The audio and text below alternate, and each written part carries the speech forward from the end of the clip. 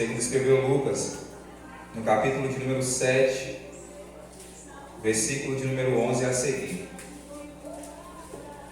Aleluia. Você que achar, se coloque de pé para fazermos leitura da palavra do Senhor. Evangelho de Jesus, segundo escreveu Lucas, capítulo 7, versículos de 11 a seguir.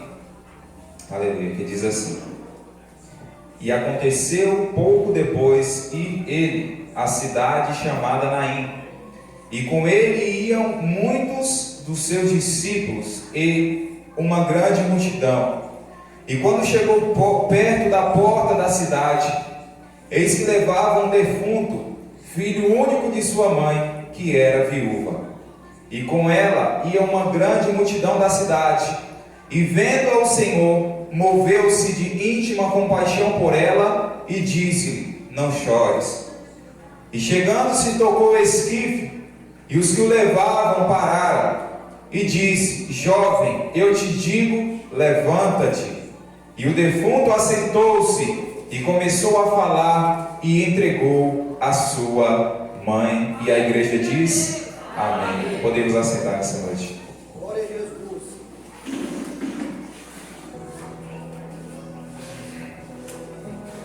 Meus irmãos, quando nós vamos voltar um pouco no capítulo 6 do Evangelho de Lucas, nós vamos ver que Jesus, ele está encerrando o seu maior discurso, que é chamado de o Sermão da Montanha. E Jesus agora, ao encerrar esse discurso, a Bíblia diz no capítulo 7, versículo 1, que depois de Jesus concluir todos esses discursos perante o povo, ele entra em Cafarnaum.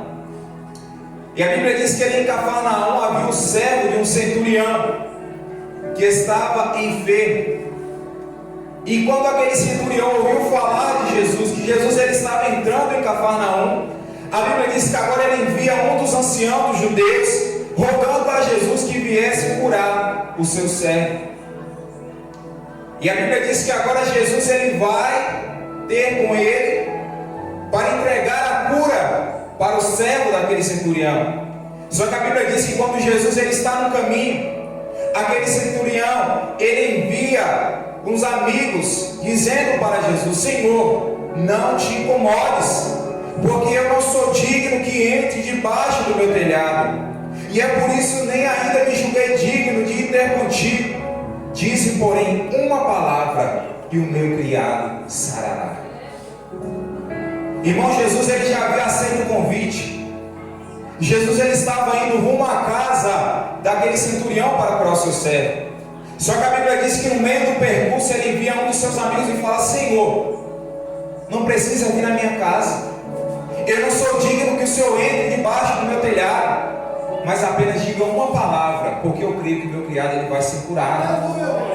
E a Bíblia diz que agora, ao voltar, Jesus ele ouve aquilo, ele se maravilha daquilo que aqueles homens dizem, e ele fala: olha só, digo-vos que nem ainda em Israel tem achado tanta fé. Olha, irmão, aquele homem falou: Senhor, basta apenas uma palavra tua para o meu criado ser curado. Jesus fala: olha só, nem em Israel vi tanta fé como a fé desse homem. E a Bíblia diz que agora o Senhor fala para eles: vá.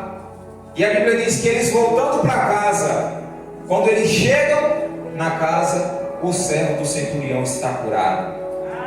Ele foi curado pela fé. E olha que interessante, ele foi curado não pela fé que ele possuía, mas pela fé do centurião. Muitas das vezes, por causa da tua fé, pessoas da tua família vão ser curadas.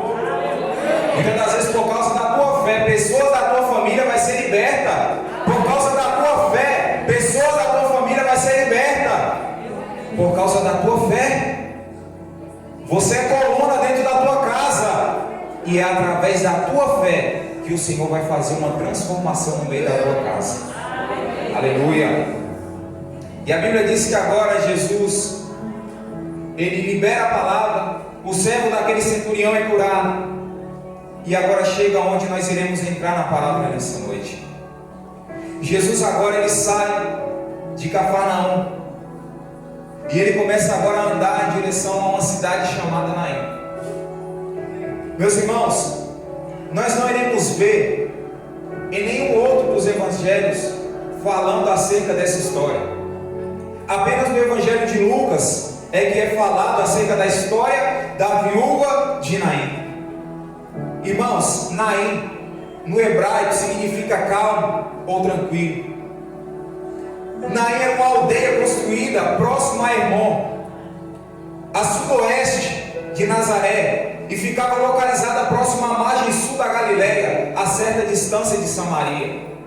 E a distância entre Cafarnaum e Naim era de aproximadamente 50 quilômetros. Agora você imagina, porque naquela época não tinha carro, naquela época não tinha moto, naquela época não tinha bicicleta, naquela época Jesus fazia o percurso a pé. Agora você imagina só andar 50 quilômetros a pé. Jesus ele faz isso. A Bíblia diz que Jesus ele começa agora a andar em direção à cidade chamada Naim. E no versículo 11, onde nós lemos, diz que aconteceu pouco depois de ir ele à cidade chamada Naim, e com ele iam muitos dos seus discípulos e uma grande multidão. Já começa a ministrar agora. Porque o versículo de número 11, ele vai fazer uma separação aqui entre discípulo e multidão. Porque ele poderia muito bem falar apenas que ia com Jesus uma multidão, porque a gente sabia que onde Jesus estava, os seus discípulos também estavam. Mas só que Lucas ele faz questão de dizer que iam com Jesus os seus discípulos e uma grande multidão. Sabe por quê, irmãos? Porque há uma diferença entre ser discípulo de Jesus e ser multidão que acompanha Jesus. Sabe por quê, irmãos? Porque multidão, ela acompanha Jesus pelo que ele pode fazer ou oferecer. Mas discípulo não. Discípulo anda com Jesus pelo que ele é. Multidão acompanha Jesus pelo milagre. Multidão acompanha Jesus apenas pelas bênçãos. Mas quem é discípulo não. Ele acompanha Jesus pelo que Jesus é. Ele acompanha Jesus porque ele tem prazer em estar ao lado do mestre. Há uma diferença entre ser discípulo e multidão. A multidão acompanhava Jesus de longe, mas discípulo não. Discípulo, ele anda próximo. Discípulo é aquele que quer ter intimidade com o mestre. Discípulo é aquele que quer estar perto. Discípulo é aquele que quer se sentir abraçado. Discípulo é aquele que quer se sentir aconchegado perto de Jesus. Mas a multidão não. A multidão muitas das vezes acompanha só de longe. Multidão segue Jesus apenas até onde aguenta ou até onde acha que deve seguir. Mas discípulo não. Discípulo ele vai com Jesus até o final. A multidão, irmão, é o seguinte: muitas das vezes tem crente dentro da igreja que está achando que é discípulo, mas é multidão. Fala, vou começar a servir Jesus, ele vai naquele pique, naquele fervor. Aí quando chega um determinado momento na sua história, na sua caminhada com Cristo, fala, vou parar, vou voltar para trás, vou largar a cruz, vou abandonar o barco. Irmão, isso é papel de multidão. Discípulo que se preze não abandona Jesus por causa da dificuldade. Discípulo que se preze, ele sabe que a sua vitória não está no começo, não está no meio, mas está no final. Discípulo que é discípulo, ele não acompanha Jesus até onde ele acha que deve acompanhar, mas ele acompanha o mestre até o final da sua caminhada. Multidão só quer ver milagre e receber profecia. Multidão, irmão, só quer saber de barulho. Multidão só quer saber de milagre. Multidão só quer saber de receber esse que eu te digo, esse que Deus te fala. Mas quem é discípulo, ele está preocupado com a palavra. Quem é discípulo, ele se preocupa em ouvir a palavra do Senhor. Ele se preocupa em estar com os ouvidos atentos àquilo que Deus tem para falar. Ele não está preocupado apenas com profecia.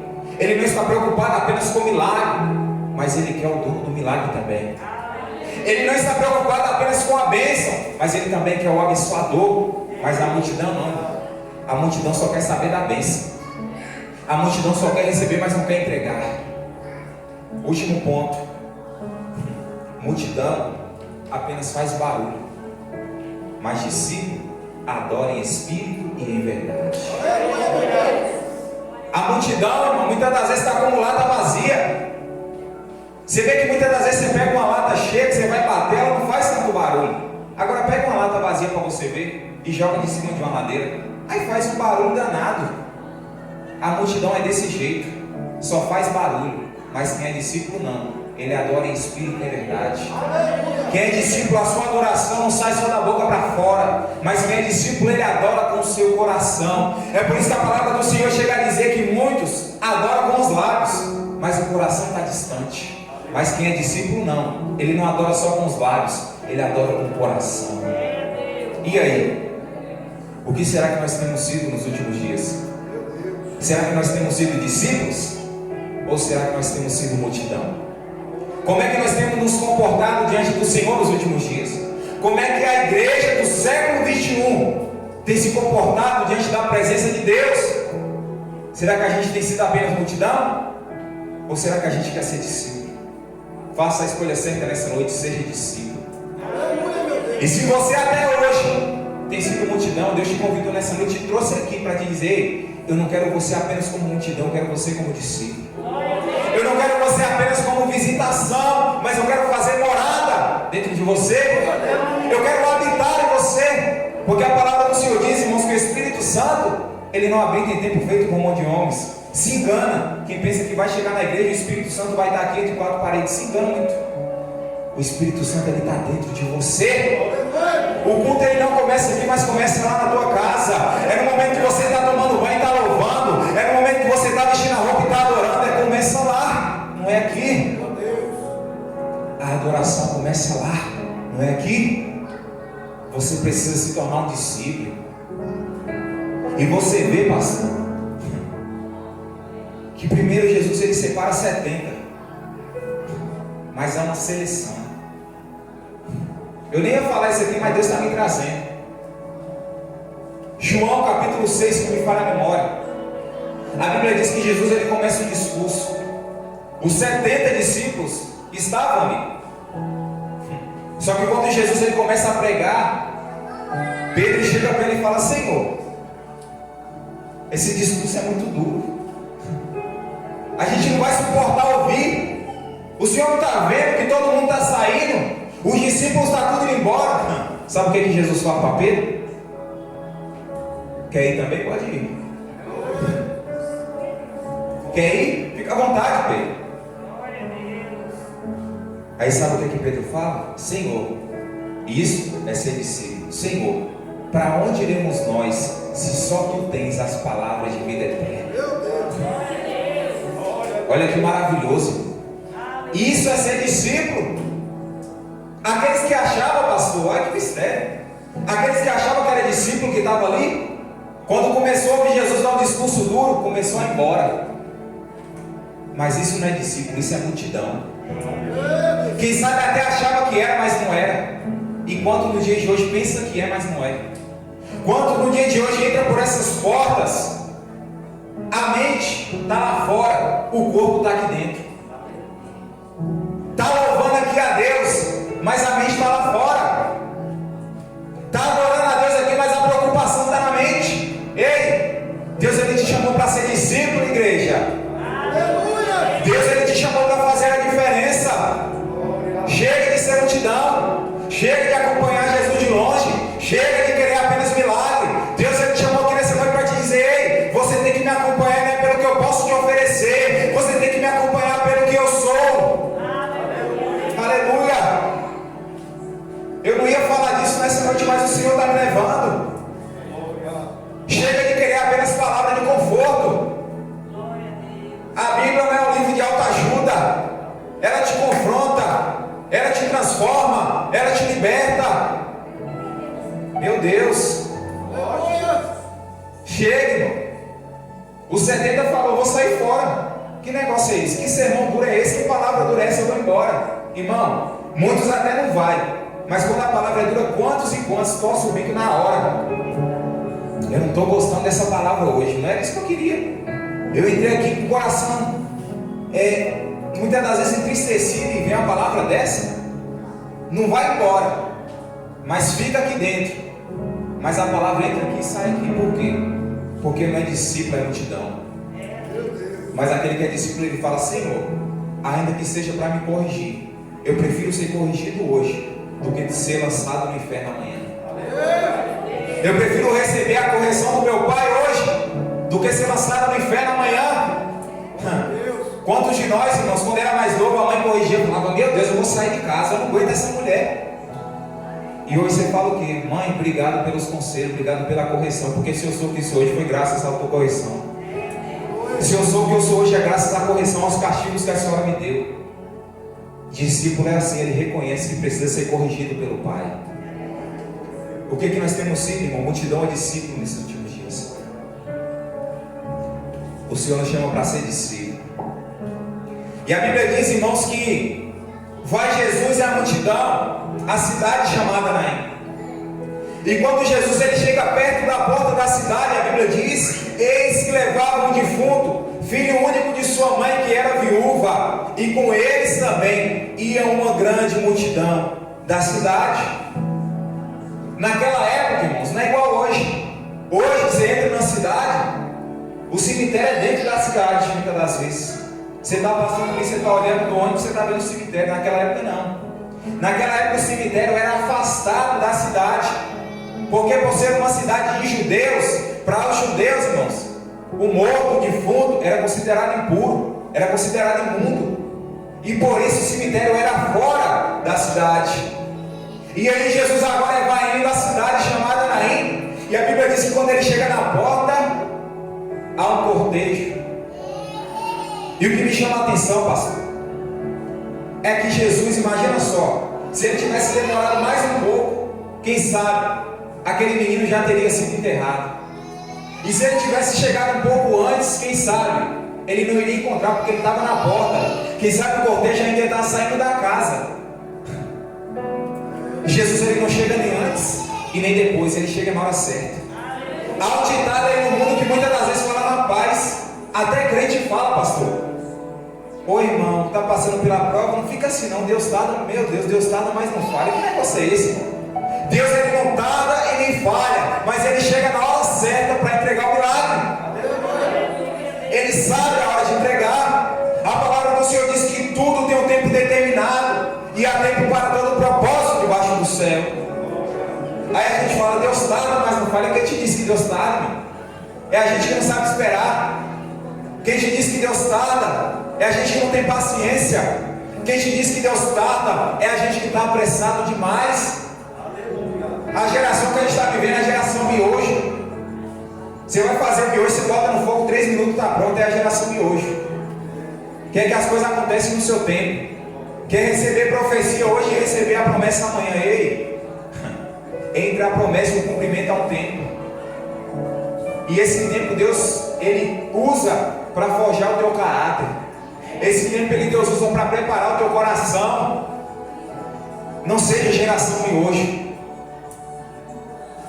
Seja geração que sabe esperar o tempo certo. Porque se Jesus chegasse antes, quem sabe ele não encontraria. E se ele chegasse depois também, mas ele chegou na hora exata. E a Bíblia diz que quando ele chega, ele depara com aquele cortejo. Quem sabe até é igual nos dias atuais. Aí o crente vai na casa do irmão, o irmão está passando pela prova, fala: irmão, que coincidência, pastor. Deus me mandou aqui hoje, é uma coincidência. Irmão, Deus não trabalha com coincidência. Deus não trabalha com probabilidade, não. O tempo é dele, quem criou o tempo foi ele chega na hora dele. Deus ele não trabalha com coincidência, Deus ele trabalha com propósito. Deus ele não trabalha com coincidência. Aí você fala: mas que coincidência, olha, eu estava bem precisando disso, estou trazendo 1 quilo de alimento para mim. Que coincidência, irmão. Não é coincidência, não é propósito. Deus não tem esse negócio de coincidência, Deus não tem esse negócio de sorte. Que negócio é esse? Crente jogando em jogo do bicho? Misericórdia. Crente jogando na loteria? O sangue de Jesus tem poder na tua vida. O que mais tem é isso. Aí você vai fazer uma prova, tá o professor: irmão, boa sorte. Misericórdia, boa sorte nada. Se eu for fazer tirar 10, quem me capacitou foi Deus, não foi sorte nem nada. Eu vou passar aí por uma entrevista de emprego. Boa sorte. Não preciso de sorte não, porque eu carrego uma promessa. E quem tem promessa não precisa de sorte. Quem tem propósito de Deus não precisa de sorte, porque é o próprio Deus que se encarrega de fazer. Quem tem promessa de Deus, irmão, não precisa estar jogando em jogo do bicho não. Quem tem promessa de Deus não precisa estar jogando em loteria. Eu vou enricar, eu vou ficar rico.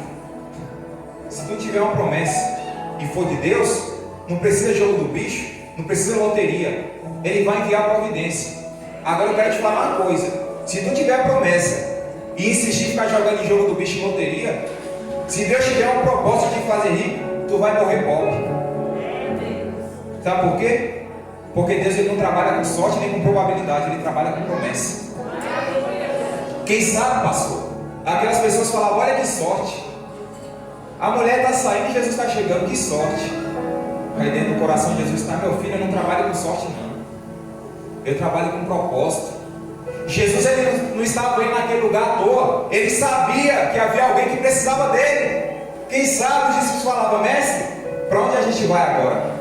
Vamos para tal cidade? Ele: não, eu vou lá em Naim, porque tem um negócio lá para me fazer. Eu vou lá em Naim, porque tem um mistério lá para me resolver. Aí Jesus chega, não há coincidência, há propósito. E ali, irmãos, a Bíblia diz que Jesus ele se depara com um cortejo de uma mulher que era viúva. Ela estava indo enterrar o seu filho. Irmãos, primeiro ponto, aquela mulher já era viúva. Naquela época, só pelo fato de você ser mulher, você já não estava em uma posição muito de destaque diante da sociedade. Ainda mais sendo viúva. Porque naquela época, irmãos, o provedor da casa era o marido. Naquela época, quem levava o sustento para casa era o marido. Naquela época, quem era o responsável por dar continuidade à genealogia da família era o marido. Era o marido que provia, era o marido que ajudava, era o marido que guardava a casa. Aí a mulher vai e perde o esposo. Irmão, quem sabe naquele momento aquela mulher falou: rapaz, perdi meu esposo, vou ficar desamparado, vou ficar jogado ao léu. As pessoas vão se esquecer de mim, porque não tem ninguém por mim. Meu esposo se foi, agora é só eu. Eu perdi meu esposo, agora eu sou viúva. Quem sabe as expectativas, irmãos, dos sonhos, porque quando a gente é esposa a gente faz sonho, a gente faz planos.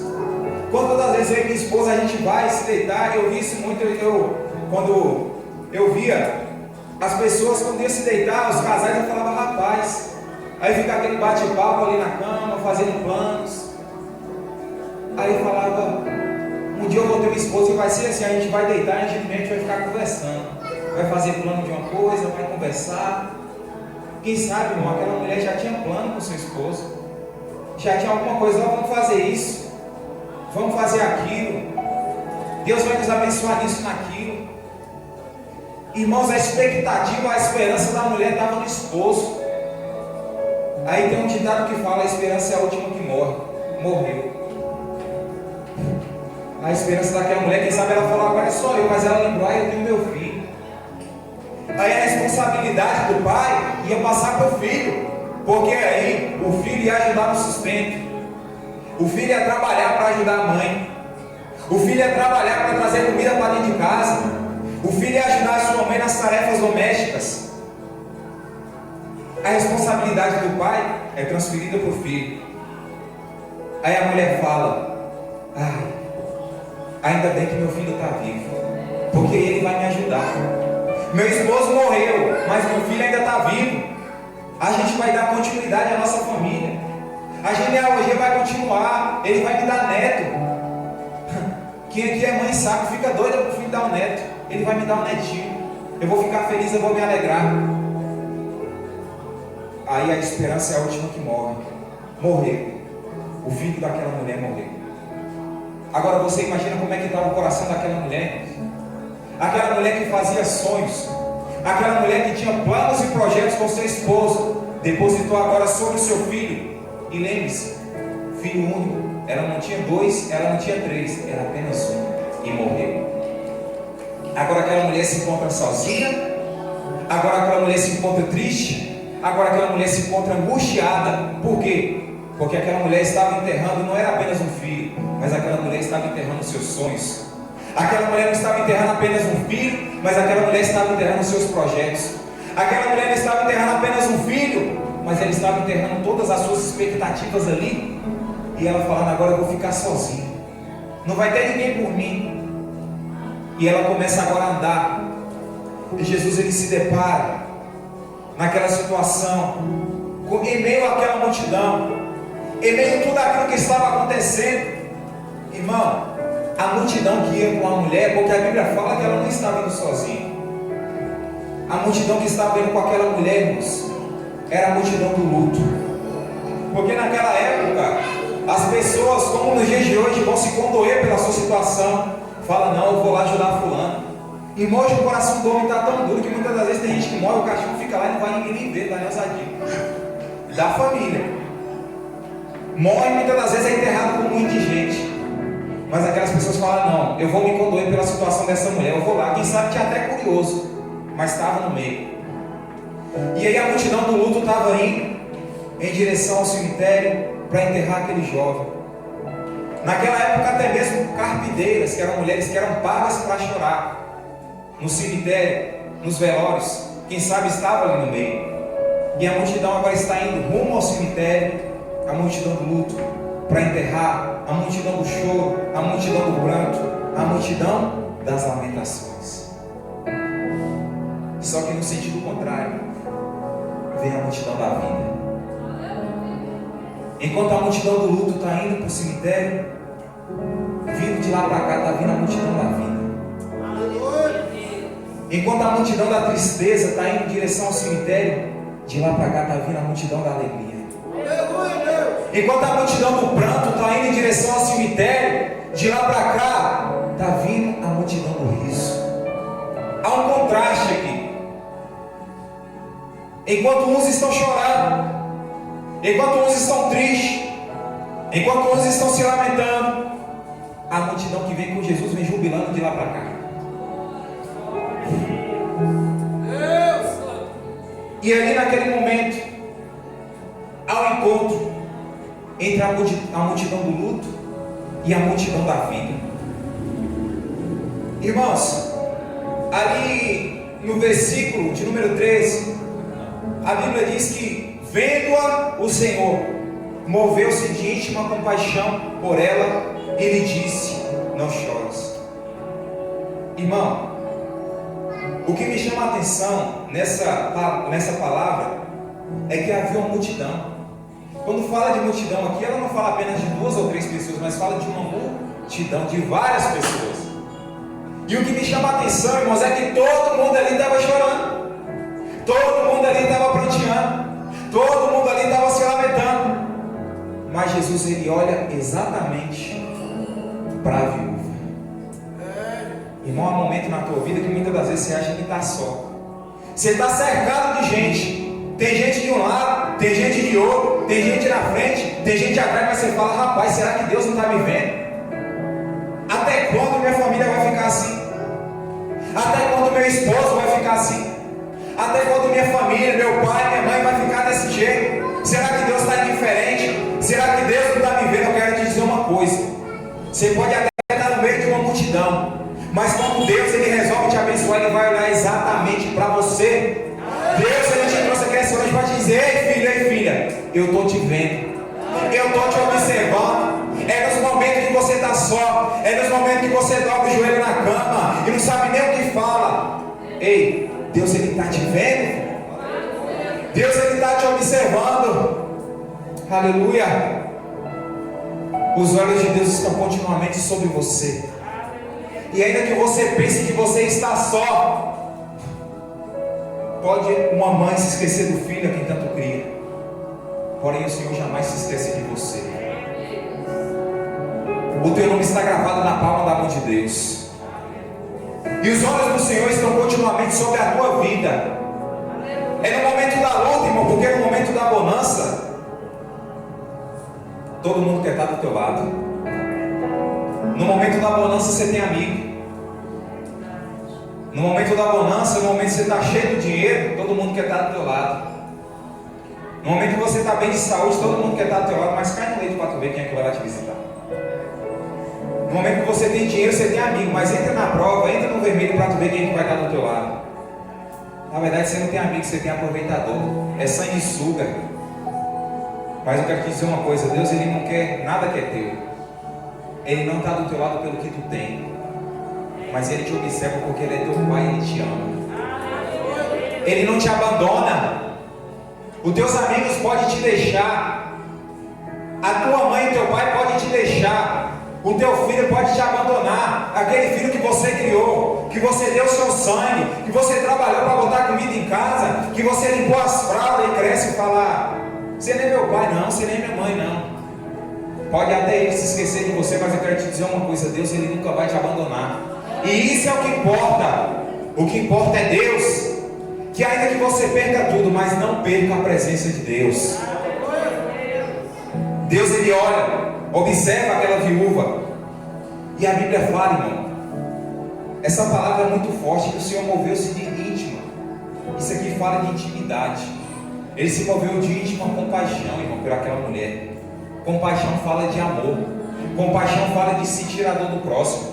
Compaixão fala de eu me colocar na prova. Muitas das vezes que o irmão está passando e fala: rapaz, o negócio está escrito, eu vou orar pela vida dele. Não quer dizer que você vai estar toda hora na casa do irmão, não, mas você vai dobrar o teu joelho e vai lá e falar: Deus visita, Deus vai de encontro. Muitas das vezes você vê alguém passar pela prova, irmão, e não é você ficar indiferente, não. É você sentir e falar: rapaz, muitas das vezes, quem sabe, se eu estivesse passando pela mesma situação, nem a força que fulano tem eu teria, então eu vou ajudar. Jesus moveu-se de íntima compaixão por aquela mulher. Sabe por quê? Porque Jesus ele se compadece da situação que você está passando. Você está passando por um momento difícil e fala: será que eu estou só? Será que Deus não está me vendo? O professor, quando ele entrega uma prova, ele fica em silêncio. Mas isso não quer dizer que ele não está te vendo. Ele está a todo instante te observando. Deus ele está contigo. Quem sabe você entrou aqui nessa noite com o teu coração dilacerado. Quem sabe você entrou aqui nessa noite com o teu coração ferido por causa de palavras, por causa de afronta. Quem sabe você entrou com o teu coração aflito aqui nessa noite até mesmo por causa de uma promessa que você recebeu e você está vendo que o negócio está tudo indo ao contrário. O vento está soprando ao contrário. Mas eu quero te dizer uma coisa: Deus ele sente compaixão de você. Ainda que ninguém se compadeça da tua situação, Deus ele compadece. Irmão, em Mateus capítulo 14, versículo 14 diz: e Jesus saindo, viu uma grande multidão, e possuído de íntima compaixão para com ela, curou os seus enfermos. Jesus ele tem compaixão de você. Jesus ele sente a tua dor. Lembra de Lázaro? Lázaro morreu. Em nenhuma outra parte da Bíblia a gente vai ouvir falar que Jesus chorou. Mas a Bíblia diz que quando Jesus ele chega e observa aquilo tudo, a Bíblia fala: e Jesus chorou. Sabe por quê? Porque ele amava a família de Lázaro e amava Lázaro. Você acha que é diferente com você? Jesus ele te ama. Jesus ele te ama. Ele ama você, filho. Ele te trata como filho. Ele não te trata como qualquer. É como eu sempre falo na oração do Pai Nosso, irmão. A gente não fala: Senhor nosso que estás no céu, Deus nosso que está no céu.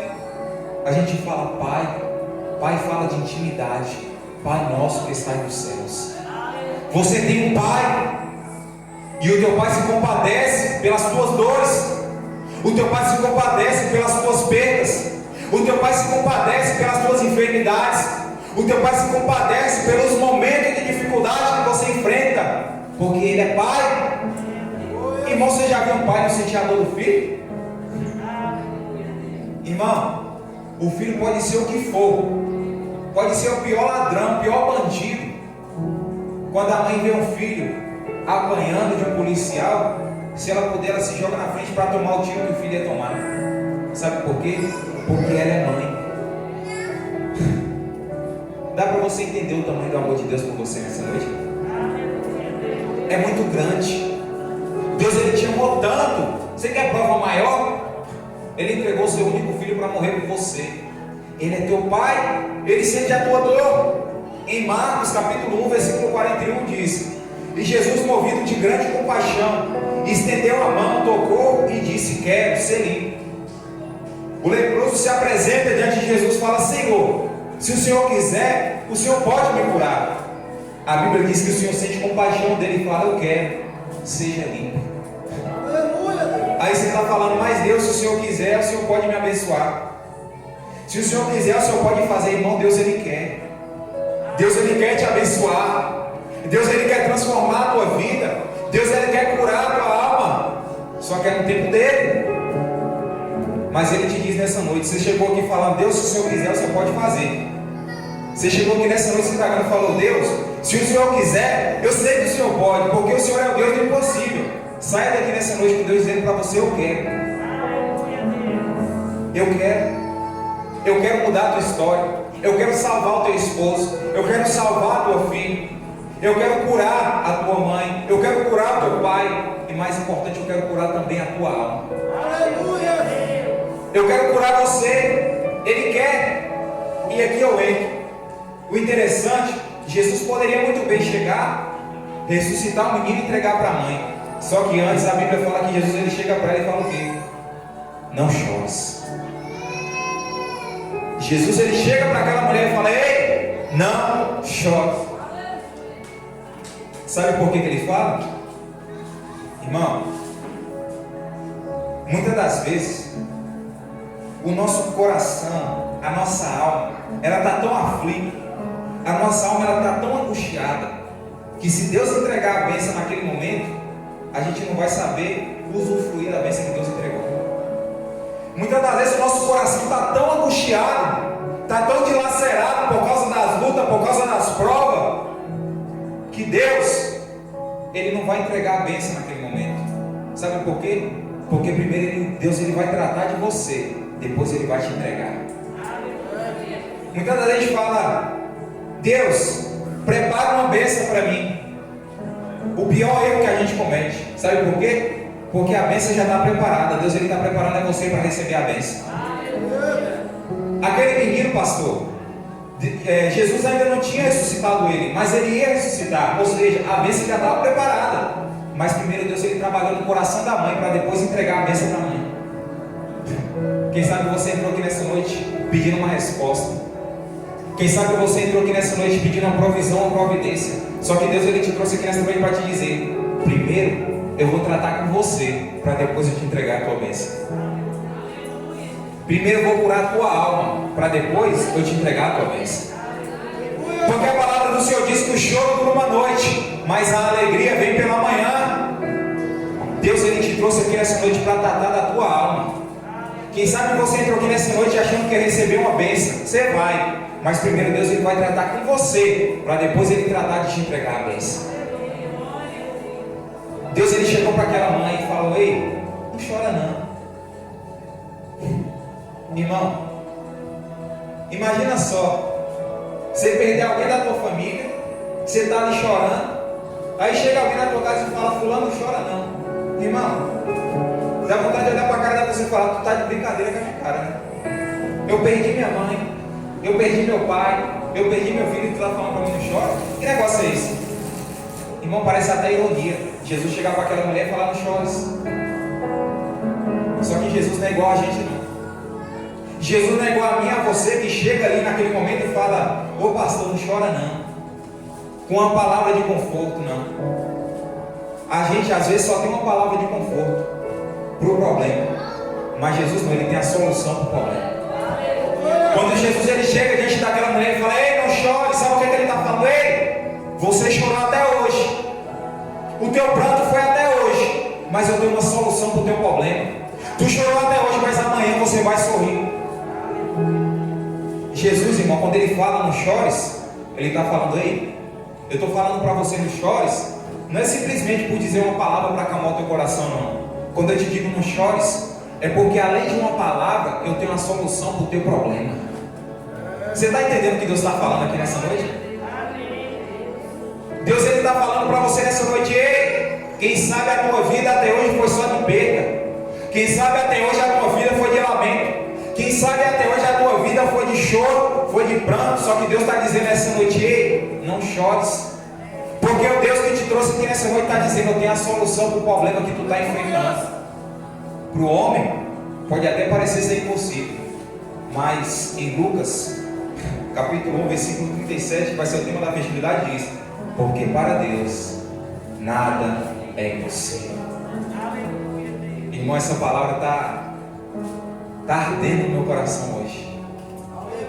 Nem era eu que ia ministrar hoje. Mas quando eu comecei a ministrar essa palavra, eu comecei a sentir uma coisa boa. Como se algo fosse acontecer, sabe? Sabe quando você prega uma palavra com convicção, que você sabe que tem um negócio que Deus vai fazer? É o que eu estou sentindo hoje. Deus, ele tem um negócio para operar na tua vida, irmão. Você tem que crer. Porque Deus, ele quer fazer, mas depende da minha e da tua fé. O servo foi curado através da fé do centurião. Quem sabe você vê que hoje não foi nem buscar por algo para você, foi pela tua casa, mas ele está dizendo: através da tua fé eu visito. Através da tua fé eu curo. Através da tua fé eu transformo. Aquele que está com o coração endurecido lá dentro, que fala que não quer saber de igreja, que crente é isso, crente é aquilo, que crente é não sei o quê. Deus, ele tem poder para transformar. Depende apenas da tua fé. Porque Deus, ele faz o impossível acontecer na tua vida. Versículo de número 14, já estou terminando. A Bíblia diz que Jesus, ele chega diante da mulher e ele toca no esquife. E os que pararam, os que levavam o jovem pararam. E Jesus diz: jovem, eu te digo, levanta-te. Irmão, o que me chama a atenção é que naquela época, para os judeus, os defuntos eram tidos como imundos, como impuros. E Jesus, ele era judeu. A Bíblia diz que Jesus, ele não precisa nem tocar no jovem, ele apenas toca no esquife. E durante muito tempo na minha vida eu achava que esquife era só como se fosse uma maca que pegava dois pedaços de vara, amarrava um pano, colocava um morto e levava, mas não. O esquife era como se fosse uma espécie de caixão naquela época, só que não tinha tampa. Ele tinha um formato como se fosse um pequeno barco. E ali, como ele não tinha tampa, os defuntos, eles eram enrolados em panos naquela época. Aí a Bíblia diz que Jesus, ele chega e toca no esquife e diz: jovem, a ti te digo, levanta-te. Apenas uma palavra de Jesus foi suficiente para ressuscitar aquele menino. Apenas uma palavra de Jesus foi suficiente para transformar o que era vida, o que era morte, em vida. Apenas uma palavra de Jesus foi suficiente para transformar aquilo que era tristeza em alegria. Lembra de Lázaro? João capítulo 11, versículo de número 43 e 44, a Bíblia diz: e tendo dito isso, clamou com grande voz: Lázaro, vem para fora. E o defunto saiu, tendo as mãos e os pés ligados com faixas, e o seu rosto envolto no lenço, e disse-lhe Jesus: desligai e deixai-o ir. Jesus precisou entrar no sepulcro para pegar Lázaro e trazer? Não, bastou só uma palavra. Você está aqui, irmão? A nossa fé às vezes é tão pequena. A gente espera coisa tão grande. Ah, mas o irmão vai vir marchando na minha direção, vai falar: ei, basta apenas uma palavra de Deus, irmão. Com Deus não tem negócio de rodeio. Com Deus não tem negócio de bagunça, de barulho, de alvoroço. Basta uma palavra liberada da parte de Deus, e o milagre vai acontecer. Basta apenas uma palavra. Lá em Marcos capítulo 5, versículos de 21 a 42, vai falar acerca da filha de Jairo. A Bíblia diz que Jairo, ele era o principal da sinagoga. Ele se apresenta diante de Jesus, prostra diante de Jesus e fala: Senhor, a minha filha está doente. Será que o Senhor pode ir lá curar ela? Jesus aceita o convite de Jairo e vai. Só que no meio do caminho a Bíblia diz que aparece uma mulher que tinha um fluxo de sangue, e ela é curada por Jesus. Após Jesus curar essa mulher, a Bíblia diz, irmãos, que estando ele ainda falando, chegaram alguns dos principais da sinagoga e falam: ué, Jairo, a tua filha está morta. Por que tu ainda está importunando, mestre?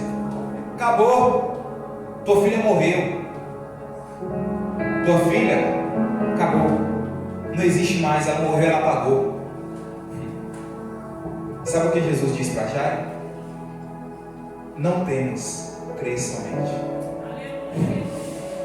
Só uma palavra.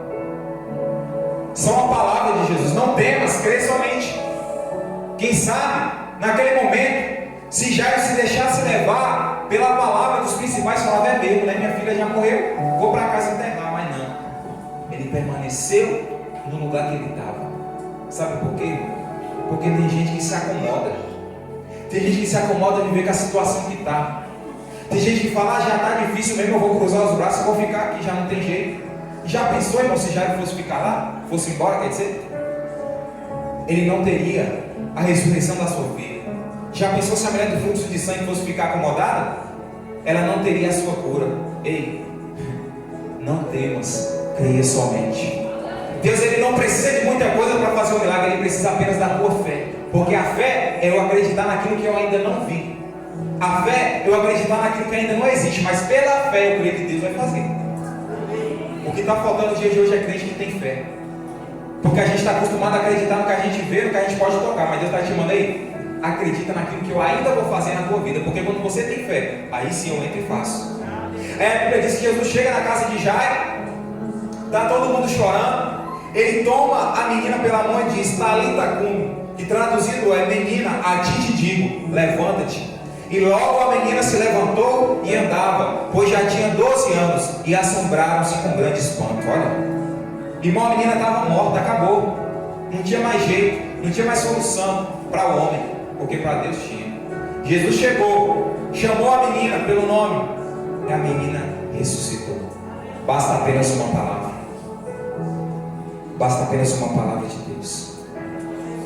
E o Senhor está dizendo para você nessa noite: ei, eu quero fazer algo na tua vida. A palavra nessa noite está sendo liberada. Toma posse da tua vitória neste lugar. Toma posse daquilo que eu tenho para te entregar neste lugar. Toma posse da grande vitória que você vai presenciar. Quem sabe, como na casa daquela mulher, quando Jesus ele chega na casa de Jairo, tem gente que olha para ele e dá risada. Quem sabe tem pessoas assim ao teu redor, vê tu passando pela luta e começa a rir da tua cara. Vai sair disso sem nada. Só que eu quero te dizer uma coisa: tem uma mesa sendo preparada para você na presença dos teus inimigos. Tem um banquete sendo preparado para você na presença dos teus inimigos. Deus está dizendo: ei, eu vou fazer e vou mostrar que eu sou Deus da tua vida. Aqueles que olham para você e duvida, aqueles que olham para você e pensam que você não vai conseguir, que você não vai chegar lá. Ei, alto lá, você não está sozinho. Você serve a um Deus todo poderoso, que tem todo o poder no céu e tem todo o poder na terra. Há uma mesa sendo preparada, há uma grande vitória sendo preparada para você nessa noite. Eu creio que nós iremos ver sendo feito um culto de ação de graça. Sabe por quê? Porque nosso Deus, quando Ele fala, Ele garante. Deus, Ele tem uma vitória para te entregar. E Jesus ali bastou uma palavra. Aquela mulher não precisou clamar, ela não precisou ir ali, Jesus falar: Jesus, ressuscita o meu filho, não. Lembra da palavra que eu ministrei domingo passado sobre José? José pediu a túnica? Não. José implorou a túnica? Não. Foi o pai que deu. Por quê? Porque o pai amava ele e quis abençoar. A mulher clamou para Jesus ressuscitar? Não. Jesus curou, ressuscitou por quê? Porque ele era pai dela e porque ele tinha prazer em abençoar. Tem coisa que você nem pede, mas Deus ele vai te dar. Tem coisa que você nem fala: Deus me dá isso. Aí Deus fala: não, eu sei que meu filho está precisando, não precisa ele me pedir, eu vou dar porque eu quero dar e porque eu amo ele e vou abençoar ele. Então receba a tua vitória nessa noite. Receba a tua vitória nessa noite, toma posse, tenha convicção daquilo que Deus ele tem para te entregar. Aquela mulher já não tinha palavra, ela tinha lágrimas, como a nossa diaconisa Miralva falou aqui hoje, lágrimas. Às vezes você acha que lágrimas não vale de nada, mas eu quero te dizer uma coisa: muitas das vezes uma lágrima ela fala mais que 1000 palavras. Você não sabe o peso que uma lágrima tem diante de Deus, irmão.